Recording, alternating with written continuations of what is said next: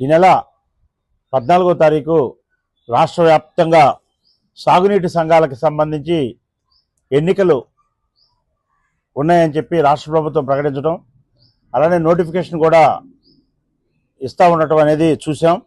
అయితే గతంలోనే 2 పర్యాయాలు గత మాసంలోనే ఈ ఎన్నికలు ఉన్నాయని చెప్పి రాష్ట్ర ప్రభుత్వం ప్రకటించడం, దాని మీద ఈ ఎన్నికల విధానం అనేది అస్తవ్యస్తంగా ఉంది అని చెప్పి వైఎస్ఆర్ కాంగ్రెస్ పార్టీ తరఫున మేము ఈ విధానాన్ని వ్యతిరేకించడం, జగ్గైపేట నియోజకవర్గం వత్స్వాయి మండలం వేముల నర్వ వాస్తవ్యులు చిరుమామిళ్ళ శ్రీనివాసరావు గతంలో డీసీ చైర్మన్గా పనిచేశారు.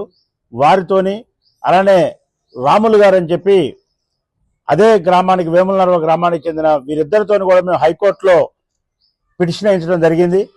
ఎందుకు అంటే ప్రభుత్వానికి నివేదించినా కానీ ఉపయోగం లేదు, చెవిటోడి ముందు శంఖం ఊదినట్టుగా ఉంది. ఏదైతే ఎన్నికల విధానం ఉందో, ఈ నీటి సంఘాల అధ్యక్షుల ఎంపిక విధానం ఉందో అది సవ్యంగా లేదు, ప్రజాస్వామ్యయుతంగా లేదు, స్వేచ్ఛ అనేది ఆ ఎన్నికల విధానంలో లేదు అనే విషయం మీద మేము గౌరవ హైకోర్టుకు వెళ్ళటం జరిగింది.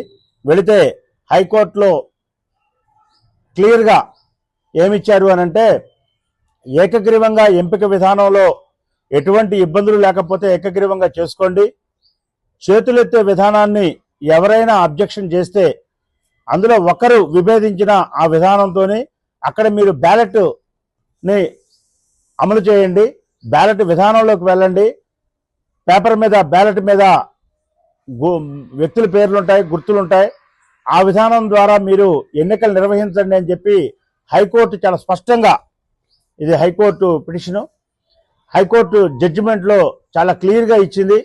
రాష్ట్రం మొత్తం కూడా ఇదే విధానం అనుసరించబడుతుంది నీటి సంఘాల యాజమాన్య సంబంధించి జరిగే ఎన్నికల్లో.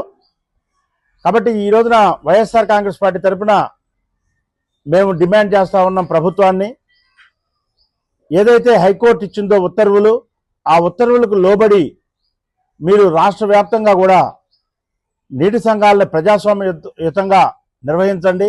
ఎక్కడైతే మరి ఇందులో లబ్ధిదారులు ఉంటారో, అంటే ఓటర్స్గా ఎవరైతే రైతులు ఉంటారో వారందరూ కూడా ఏకగ్రీవంగా ఎంపిక చేస్తే మాకేం అభ్యంతరం లేదు. అలా కాకుండా మేము చేతులెత్తే విధానం మాకొద్దు, బహిరంగంగా చేతులెత్తడం ద్వారా మాకు ఇబ్బందులు ఉంటాయి, రాజకీయ వేధింపులు ఉంటాయి, ప్రభుత్వం నుంచి వచ్చే సంక్షేమ కార్యక్రమాలు మాకు కోతబెట్టే అవకాశం ఉంది. స్థానిక నాయకులు, అధికార పార్టీ నాయకులకి వెన్నుదన్నుగా ఉండకపోతే, వారు చెప్పిన అభ్యర్థికి కనుక మేము చేతులు ఎత్తకపోతే మాకు ఇబ్బందులు తలెత్తుతాయి. ఫర్దర్గా తప్పుడు కేసులు కానీ లేదంటే సంక్షేమ కార్యక్రమాల్లో కోతలు కానీ విధిస్తారు. కాబట్టి మేము ఎట్టి పరిస్థితుల్లో కూడా దీన్ని అంగీకరించాం.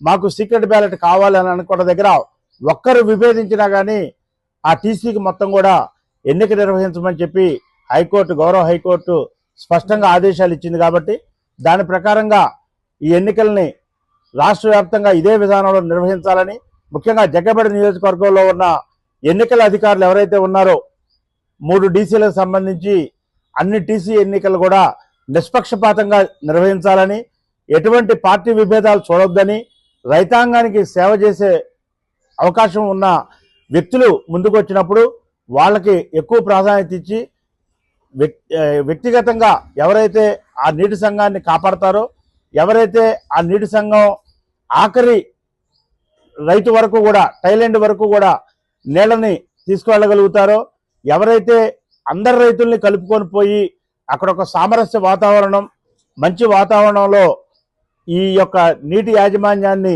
నిర్వహించగలుగుతారో వాళ్ళు నిలబడ్డప్పుడు పార్టీలకు అతీతంగా మద్దతు ఉంటుంది. కాబట్టి మరి అట్లాంటి వ్యక్తుల్ని ఎంపిక చేసే నేపథ్యంలో ప్రజాస్వామ్యయుతంగా ఎలక్షన్లు జరగాలని చెప్పి వైఎస్ఆర్ కాంగ్రెస్ పార్టీ తరఫున మేము డిమాండ్ చేస్తూ ఈ